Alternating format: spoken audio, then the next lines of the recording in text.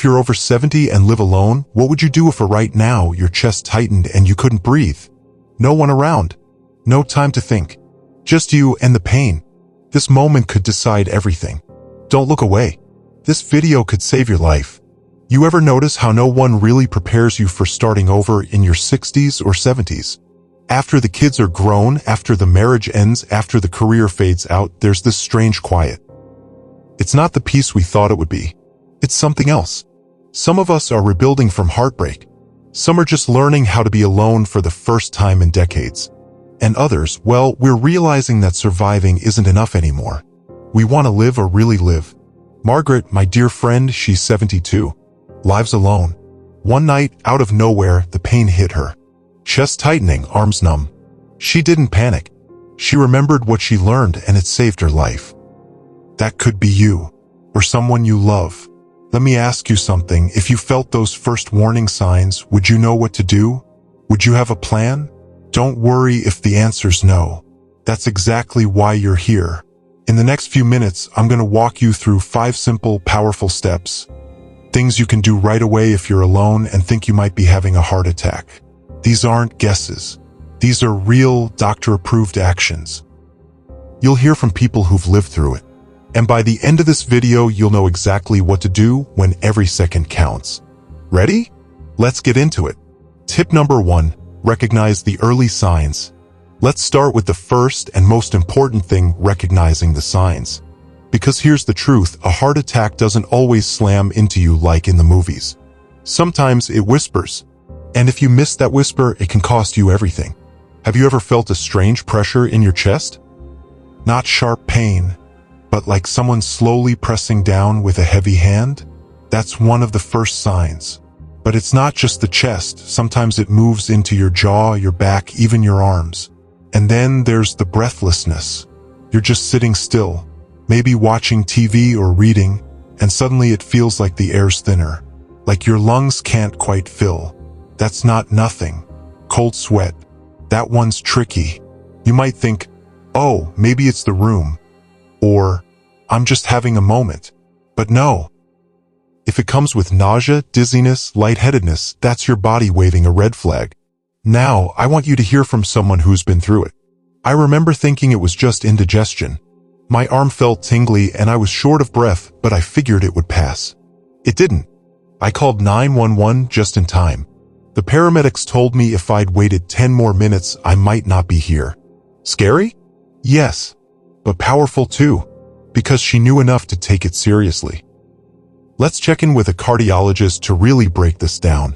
For seniors especially, symptoms can be subtle. You might not get that dramatic chest pain. You might feel a little off, a little tired, a bit of jaw discomfort. But the heart doesn't lie. If you feel something's wrong, trust it. And now think about your own body. What signals has it sent lately? What have you brushed off as just getting older? If there's one thing you take away from this video, let it be this: listen to your body. It knows. Tip number 2, chew aspirin immediately. Let me ask you, do you have aspirin in your home right now? And more importantly, do you know where it is? Because if you ever feel the signs we just talked about, you need to chew one immediately. Not swallow a chew. That part's critical. Why? Because aspirin helps thin the blood. It slows down the clot that's causing the heart attack. The sooner it's in your system, the better your chances. We're talking seconds and minutes here. You don't need a fancy prescription. Just one standard 325 milligrams aspirin, or 2 baby aspirins. Keep them somewhere you can reach fast. Not locked in the bathroom cabinet. Not buried in a drawer. Put a small bottle in your nightstand, one in the kitchen, even one next to your favorite chair. Tape a note on the bottle. Chew in emergency. Let's make it even easier. Start building your senior safety kit today. It should include a small bottle of aspirin, a list of emergency contacts, a copy of your medical info, a phone with large buttons or voice control, and something that might surprise you, a key holder by the door. I'll explain that one soon. But first, I want you to hear from James.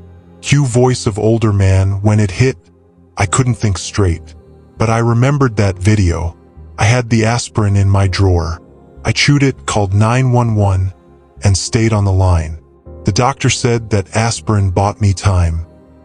Real time. Enough to make it. Simple. Life-saving. Do you have yours? Tip number 3, call emergency services even if you feel okay. Be honest, have you ever thought, I don't want to be a bother? Or maybe it'll pass. I just need to rest. That hesitation? It's dangerous. And it's common. Especially for those of us who grew up learning to tough things out. But a heart attack isn't something you wait out. It's something you act on immediately. Even if the pain fades. Even if you start to feel okay. You still call. Because your heart may still be in danger and the damage is already happening inside. Let's hear from someone who sees this every day. Paramedics voice the number one thing that costs seniors their lives in these situations is waiting too long. We hear it all the time, I didn't want to make a fuss. But when it comes to your heart, minutes matter. Call 911 the moment you suspect something's wrong. Now let me walk you through how to make that call. Especially if you're alone and not feeling strong. Most phones today have voice commands. Practice using yours. Right now, try saying, "Hey Siri, call 911," or "Okay Google, emergency services." If it works, great. If not, look into setting it up. It could be your lifeline. Now, what if the pain makes it hard to talk? Roleplay voiceover, 911, what's your emergency? You answer, slow but clear, I think I'm having a heart attack. Chest pain. I'm alone. You don't need to say much. Just those words will send help. Keep your phone close, always. Not in another room. Not on the charger far away. Have it near you, especially at night. And here's a trick. Set your emergency contacts on your lock screen. That way, if you collapse, responders can still get vital info without unlocking your phone. You don't have to be strong in that moment. You just have to be smart. Pick up the phone. Let them come. Let them help. That call could save your life. Tip number 4. Unlock your door first. You've recognized the signs. You've chewed your aspirin. You've called 911. But now imagine this, the paramedics are racing toward your house, sirens blaring, and they can't get in. That's right. The door is locked. You're inside, maybe already on the floor, short of breath, and they're stuck outside, losing precious time. Doesn't matter how fast they drove or how skilled they are. If they can't reach you, they can't help you. So here's the next critical step. Unlock your front door. Sounds simple, right? But in a moment of panic, pain, or confusion, it's something many forget. That's why I want you to practice this with me right now, seriously. Picture it. You feel the symptoms starting. Your heart's racing. You chew your aspirin. You grab your phone and call emergency services. Before you sit or lie down, you walk to your front door and unlock it. If your home has more than one door, make sure it's the one that's easiest for first responders to access. If you live in an apartment building or gated community, you might need to give a gate code or building access instructions when you're on the phone with 911. Now, let's go even further. Because maybe, just maybe, you can't make it to the door. That's where a spare key in a secure lockbox comes in. Have you heard of those? They look like little black boxes with number dials on them. Realtors use them. Seniors should too. Place one outside your home, near the door, but hidden in plain sight. Put a copy of your key inside. Choose a code that's easy to remember but not obvious. Then write that code down somewhere trusted. You can even give it to emergency dispatch over the phone when you call. And what about community? Who nearby knows your situation? Do you have a neighbor you trust? A friend who checks in once in a while? Don't wait until a crisis to build your network. Here's something to try. Choose one person, just one app. And let them know, hey, if I ever call you and say, I need help, I want you to know where my spare key is.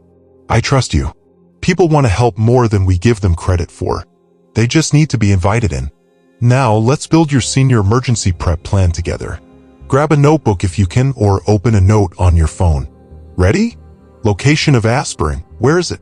Is it within arm's reach? Phone settings. Is voice command on? Emergency contacts saved? Front door. Can you get to it quickly? Is it easy to unlock? Spare key. Do you have one in a lockbox? Who knows the code? Community contact. Who's your go-to? Do they know what to do? That's your blueprint. Doesn't take long to set up, but when the moment comes, it could mean everything. So now I'm asking you, if it happened tonight, would they be able to reach you? Tip number 5, stay calm, slow your breathing. I want you to imagine this. You've done everything right. You've recognized the signs. Taken aspirin. Called emergency services. Unlocked the door. And now, the waiting begins. This is the moment panic can take over. And panic is the enemy. When fear rushes in, your breathing speeds up, your heart races even more, and everything feels 10 times worse. So here's your 5th life-saving tip. Stay calm. Slow your breathing. Sounds easier said than done, right? But trust me, it's possible. And it starts with one breath. Let's try it together right now. Wherever you are, sitting, standing, lying down. Pause. Focus. We're going to do a grounding exercise called 5-4-3-2-1. Breathe in slowly and breathe out. Now let's begin. 5. Look around. Name 5 things you can see. Say them in your head or out loud. A window, picture frame, the light fixture, the edge of your coffee table, your socks, touch for things you can feel, your hands on your lap, the fabric of your chair, your feet on the floor, the cool air on your face. 3. Listen for 3 sounds. The hum of the fridge, the sound of your breath, a bird outside. 2. Breathe in and identify 2 scents. Maybe your hand lotion, the smell of your room, or maybe nothing at all. That's okay too. 1. Say one thing you like about yourself. Just one. Say it out loud. I'm strong. I made it this far. I'm doing my best. Now breathe again. Slow, deep, controlled. Inhale for 4 seconds, hold for 4, exhale for 6. Repeat that 2 more times. In through your nose, out through your mouth. Feel your body settle just a little more. This exercise, simple as it seems, helps shift your brain from panic to focus, from chaos to clarity, from fear to action. We spoke with Dr. Lillian Cho, a senior therapist who's helped hundreds of older adults manage fear in medical emergencies. Here's what she had to say. One of the first things I teach seniors is that the body listens to the breath. When you slow your breathing, you calm the nervous system. It doesn't fix the heart attack, but it helps the brain stay clear enough to follow through on everything else. Panic clouds judgment. Calm clears it. Because staying calm isn't just a reaction. It's a habit you build, and you don't have to do it alone. Play those meditations when you wake up, before bed, on a walk. Let your body learn that calm is something you can choose. You've already come this far. You've already learned so much. Now it's time to let your breath carry you through, one inhale at a time. If this video helped you even a little, please hit that thumbs up so more seniors like you can find it when they need it most. Don't forget to subscribe for weekly videos that celebrate your second act, your new beginnings, and all the wisdom that comes with them. I'd love to hear from you. What's one important lesson you've learned later in life? Share your story in the comments below. And please share this video with someone you care about. It could make all the difference. Sometimes saving a life is just one click away.